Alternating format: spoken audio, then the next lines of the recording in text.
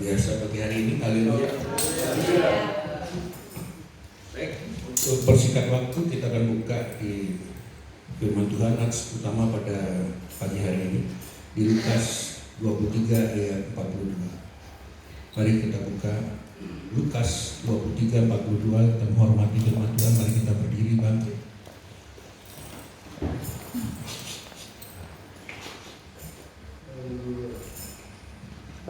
Jika sudah mendapatkan firman, kita ucapkan amin, amin. Lukas, kita baca bersama-sama dengan hitungan yang ketiga. Lukas 23 ayat 42. 1, 2, 3. Lalu ia berkata, Yesus, ingatlah akan aku apabila aku datang sebagai Raja. Amin. Silakan.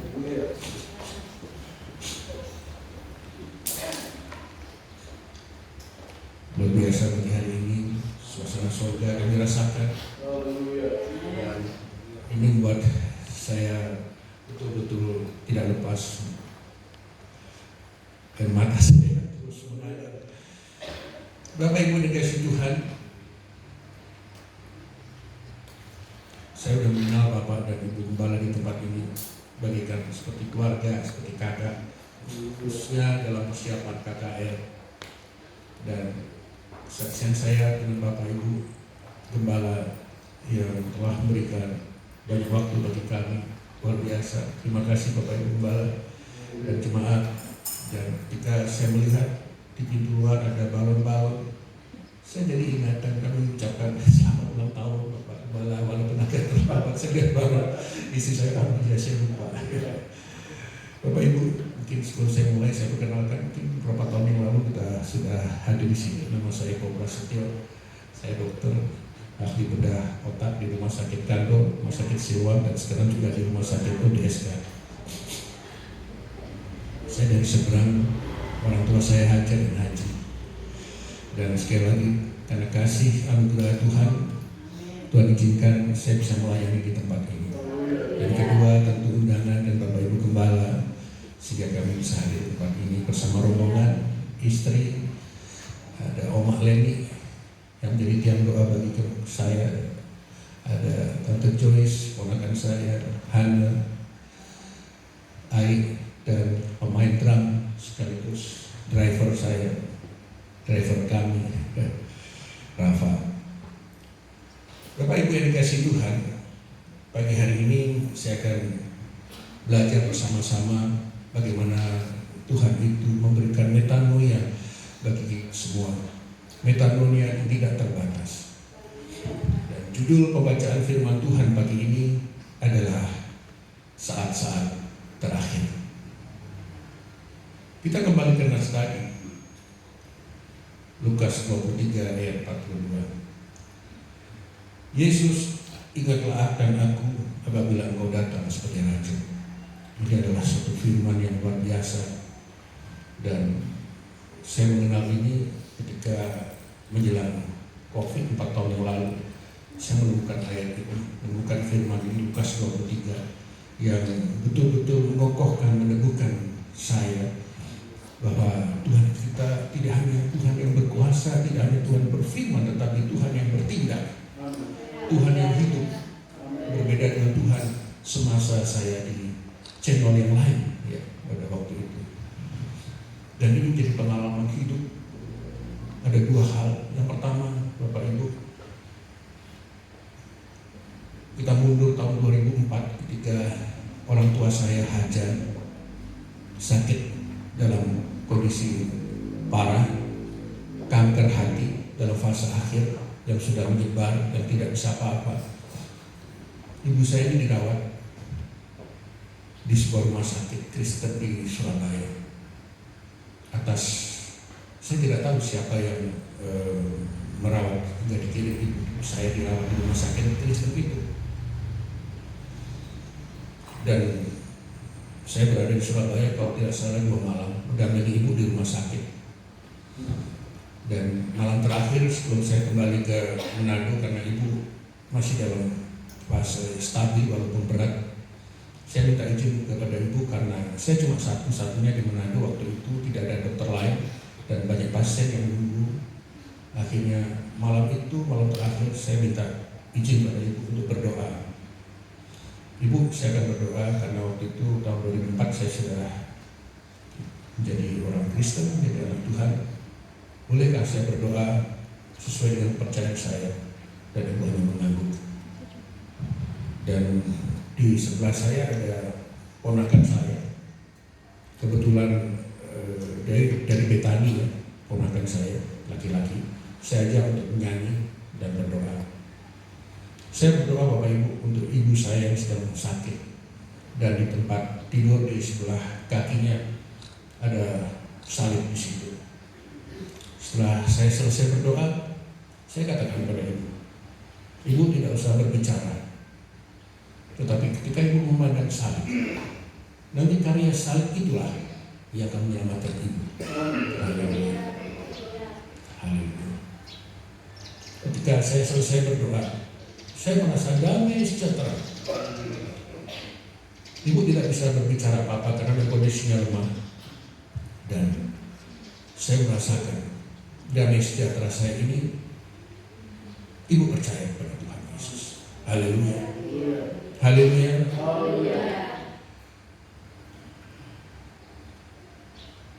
Ibu dalam hati, saya yakin, menerima Yesus sebagai Tuhan Juru Selamat. Itu dimulai ketika ibu bersedia dirawat di rumah sakit. Ketika ibu bersedia, saya doakan.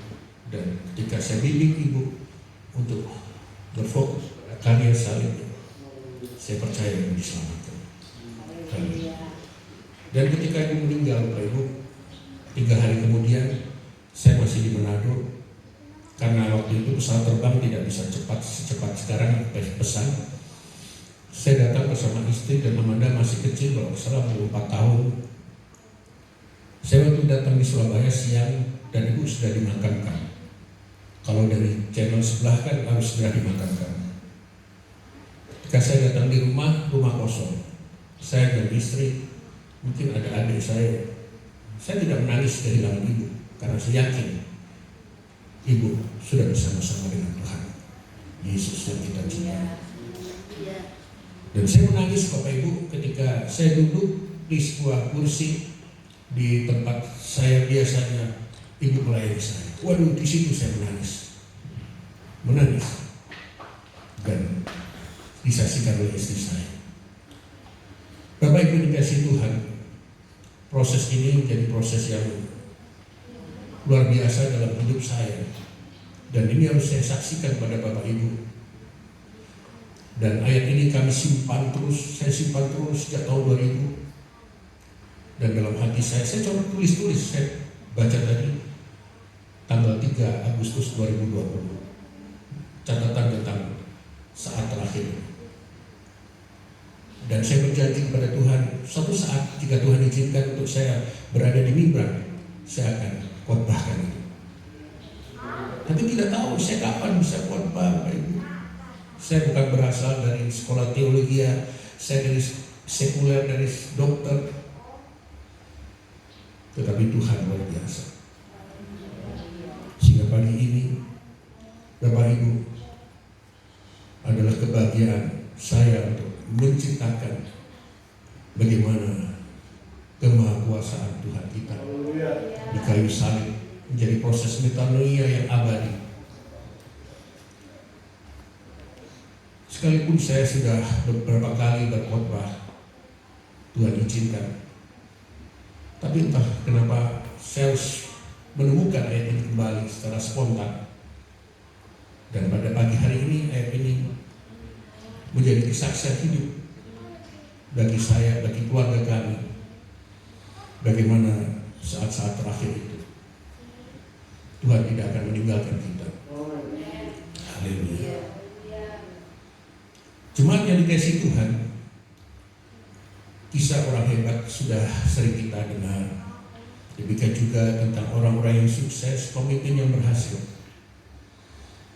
Tetapi izinkanlah pagi hari ini saya berbicara kisah dari orang yang berdosa yang harus dihukum mati. Pada ayat itu, penjahat yang di sebelah kanan Yesus, yang disalib bersama-sama Tuhan Yesus di Golgota. Menurut sejarah Kristen Ortodoks Katolik Timur, walaupun di Perjanjian Baru tidak disebutkan, namanya adalah Dismas. Atas sikapnya yang telah bertobat itu, sekian jam sebelum dia meninggal, maka Dismas bagi umat Katolik di Timur Ortodoks Optik, dia diberi gelar Santo Dismas. Dismas orang suci. Dan setiap tanggal 25 Maret di Timur Tengah itu diperingati tentang Santo Dismas ini. Haleluya. Sedangkan penjahat yang di samping kirinya pada waktu Yesus disalib itu bernama Gestas. Bapak Ibu dikasih Tuhan, sebenarnya kedua-duanya ini mengolok-olok menghujat Yesus sebelumnya, baik Dismas maupun Gestas. Namun dalam perjalanan waktu, Dismas sadar dan malah menegur Gestas yang mengolok Tuhan Yesus. Kasih anugerah Tuhan itulah pada saat detik-detik terakhir atau katakanlah jam-jam terakhir, dengan keputusan imannya yang tepat dalam waktu yang tepat, sehingga Dismas memperoleh keselamatan langsung dari Tuhan. Dan inilah proses metanoia yang luar biasa, yang dramatis, Bapak Ibu. Metanoia adalah mengubah pandangan hidup kita tentang Tuhan secara spiritual, atau katakanlah pertobatan. Haleluya. Haleluya. Kalau kita renungkan firman ini begitu indah, perubahan sikap Dismas ini, Bapak Ibu, tidak terlepas dari konteks ayat sebelumnya. Ketika Tuhan Yesus pertama kali berkata, Bapak Ibu tahu bahwa di atas kayu salib ada 7 perkataan Tuhan Yesus. Dan Tuhan Yesus perkataan yang pertama inilah, saya yakin dan semua yakin, mengubahkan cara pandang Dismas terhadap Allah kita ini. Perkataan yang pertama dari Tuhan Yesus kita dapatkan di Lukas 23 ayat 34a. Ya Bapa, saya bacakan dulu. Ampunilah mereka, sebab mereka tidak tahu apa yang mereka perbuat. Wow, luar biasa.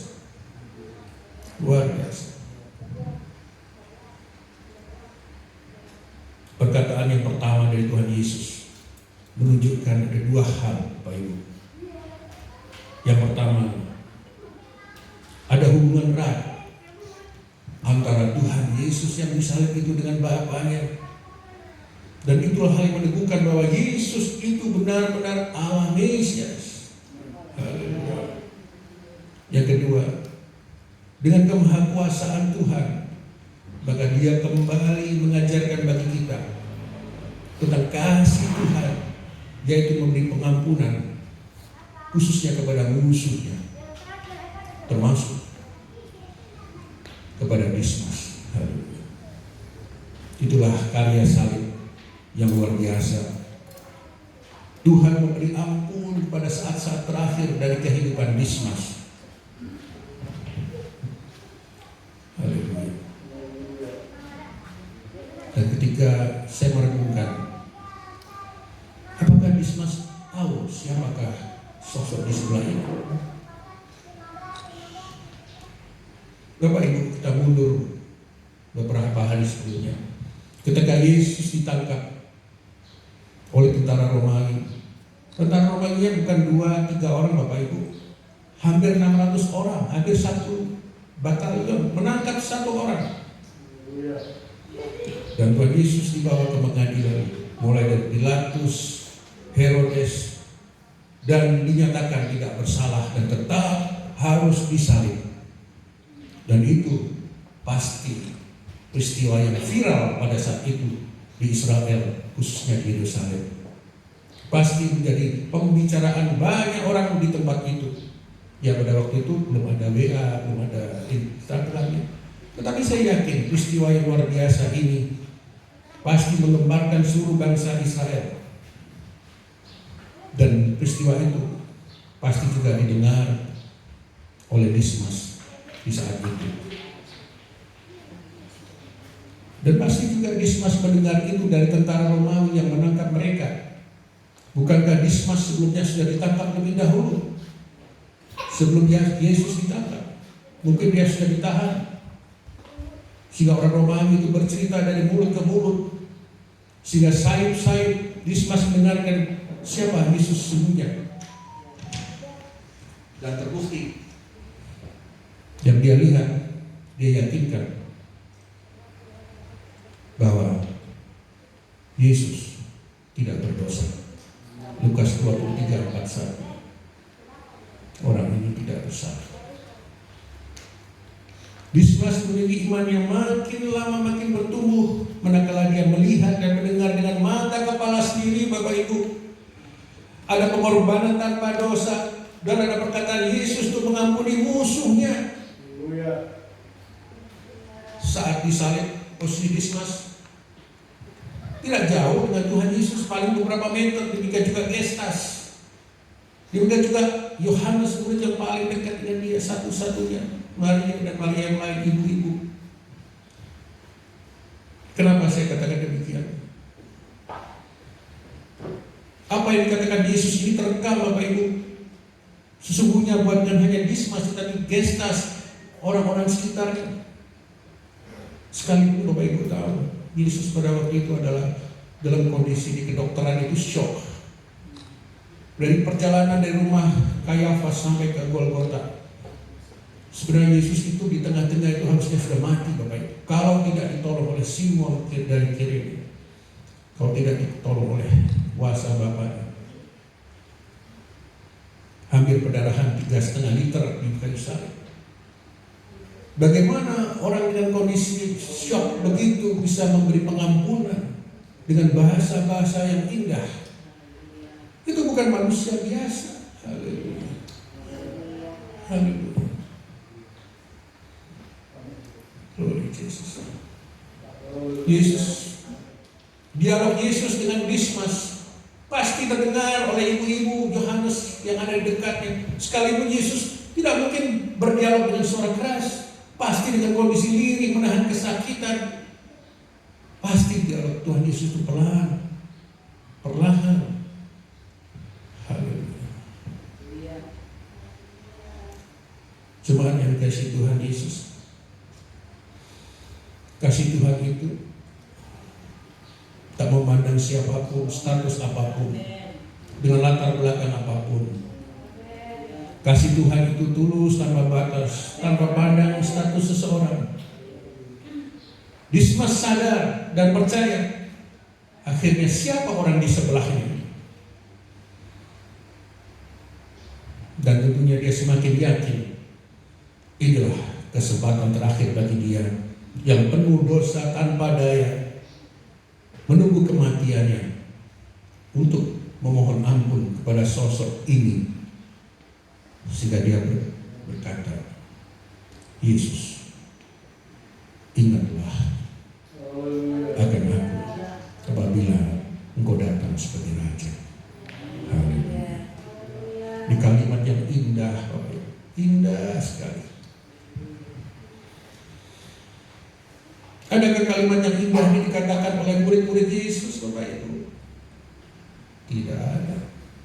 Ini dikatakan oleh seorang penjahat, Bapak Ibu. Penjahat yang disalib adalah penjahat yang kelas berat, yang layak dihukum mati. Dan kata-kata ini adalah kata-kata dari anugerah Tuhan. Ayat 42a, Yesus, ingatlah akan aku. Yesus, remember me. Ingatlah dalam bahasa Yunani disebut sebagai meneste. Satu kegiatan aktif, bukan hanya berpikir ingat, bukan seperti kita mengingat, tidak. Suatu aktivitas. Oleh karena itu kalimat ingatlah aku itu ada 4 makna. Yang pertama, ada iman atau percaya dan pengakuan akan datang Mesias. Yang kedua, mohon pengampunan atau pertobatan. Yang ketiga, orang yang tak layak, beda posisi. Bagaimana dia memposisikan terhadap sebagai hamba yang berdosa dengan Tuhan. Haleluya. Dia tahu itu, Dismas tahu. Dan yang keempat, ada harapan besar untuk keselamatan. Haleluya. Itulah sebagai kalimat deklaratif yang menyatakan Yesus Mesias, dan dipertegas lagi di dalam ayat 42b bahwa Dia adalah pemilik kerajaan surga apabila engkau datang sebagai raja. Haleluya. Haleluya. Sebelum kebangkitan dimulai, proses kebangkitan, sepertinya Tuhan memberikan metanoia, memberikan perubahan pandangan. Dismas sudah tahu tentang proses kebangkitan itu, sehingga Dismas dengan kata-kata itu, bukan kata-kata biasa, ada proses kedatangan lagi Yesus sebagai raja. Dari Lukas 23 itu, kalau Bapak Ibu pelajari bagaimana Dismas mengenal orang di sebelah ini, itu menunjukkan bagaimana ada peningkatan level iman. Yang berkatakan yang pertama bagus orang ini, kemudian dikatakan Mesias, yang terakhir adalah raja. Haleluya.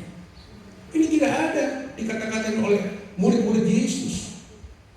Hanya orang yang berdosa seperti Mesias, seperti Dismas, dari orang ini Mesias dan raja. Ada level peningkatan iman dari Dismas. Roma 10 ayat 10. Ada pengakuan dan akhirnya diselamatkan. Haleluya. Haleluya. Glory Yesus. Deklarasi iman serta-merta oleh Yesus tanpa menunggu lama, langsung dijawab oleh Yesus. Ayat 23, Lukas 23 ayat 43. Kata Yesus kepadanya, Aku berkata kepadamu sesungguhnya hari ini. Luar biasa. Juga kau akan ada bersama-sama dengan aku di dalam Firdaus Paradiso. Inilah firman Tuhan Yesus yang spektakuler, Bapak Ibu. Yesus menyatakan bahwa Dia adalah Mesias yang pertama. Yang kedua, ada perjanjian yang diikat antara Yesus dengan Dismas. Haleluya. Glory Yesus. Ayat 23, pasal 23 ayat 43 ini begitu indah. Aku berkata kepadamu adalah firman Tuhan yang dilepaskan Tuhan dengan penuh kuasa untuk mengubah status Dismas sebagai orang berdosa menjadi orang yang diselamatkan.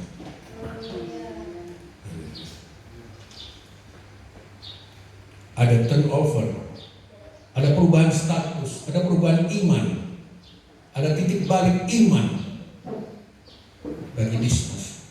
Lord Jesus. Selanjutnya Yesus mempertegas apa Bapak Ibu? Yang indah juga ini Bapak Ibu.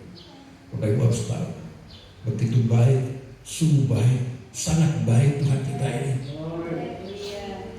Engkau ada bersama-sama dengan aku di Firdaus. Bayangkan Bapak Ibu, kesaksian-kesaksian dari orang yang tidak percaya kepada Tuhan Yesus ketika dia didatangi oleh Tuhan Yesus. Kebanyakan kesaksian Tuhan Yesus datang seperti cahaya. Tuhan Yesus datang memeluk mereka. Ada yang Tuhan Yesus menuntun mereka ke sebuah titik terang. Kesaksian-kesaksian dari orang percaya di YouTube Bapak Ibu selalu dengar. Dan saya bisa membayangkan Dismas berjalan bersama-sama Yesus ke Firdaus. Dismas tidak seorang diri, Bapak Ibu.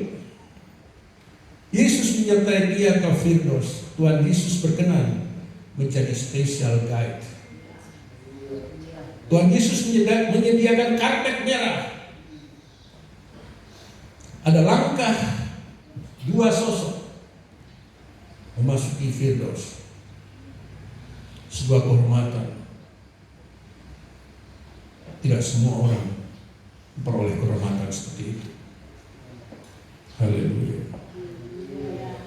Haleluya. Jemaat yang dikasihi Tuhan Yesus, ada kabar baik. Selama kita masih hidup dan bernafas, masih ada kasih karunia Tuhan. Ya benar, Tuhan masih memberi kesempatan bagi kita.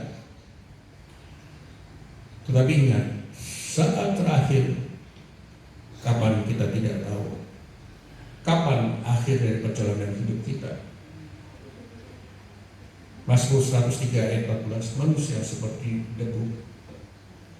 Bisa saja besok saat terakhir kita, hari ini, nanti malam, keluar dari gereja.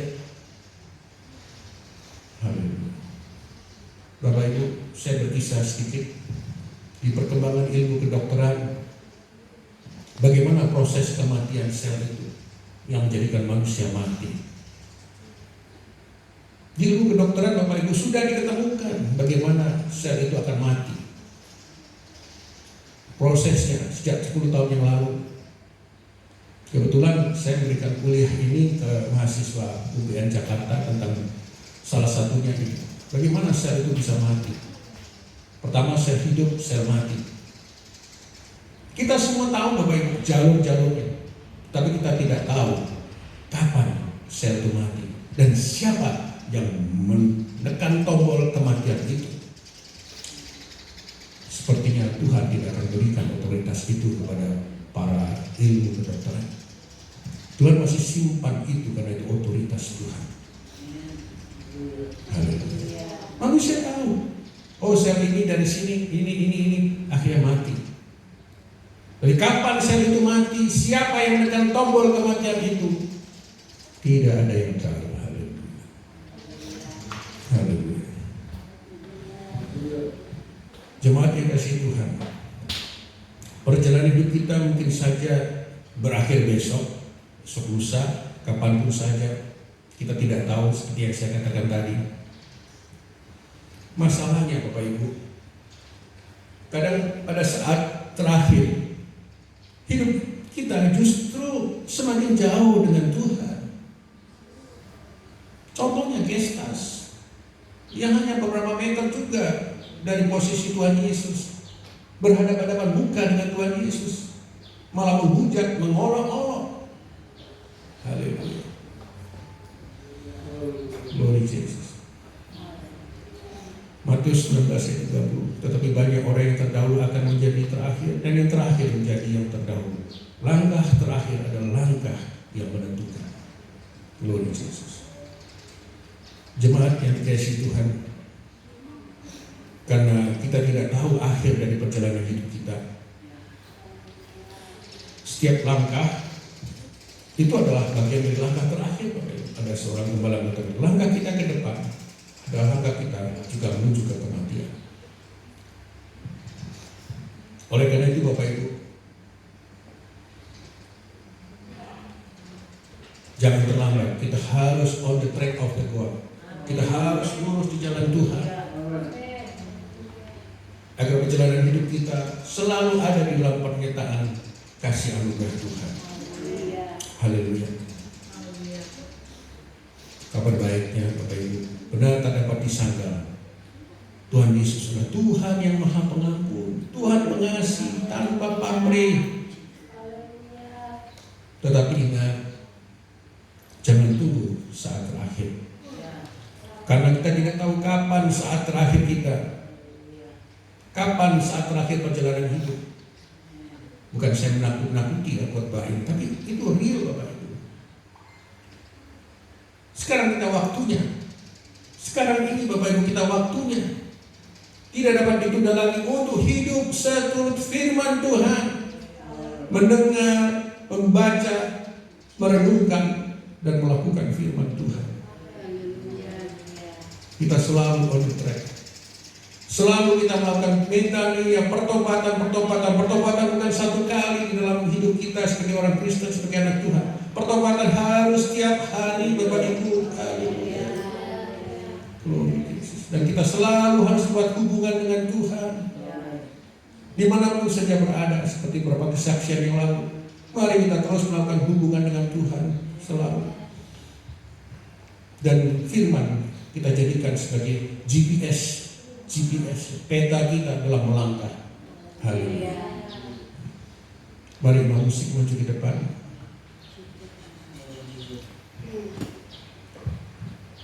Haleluya.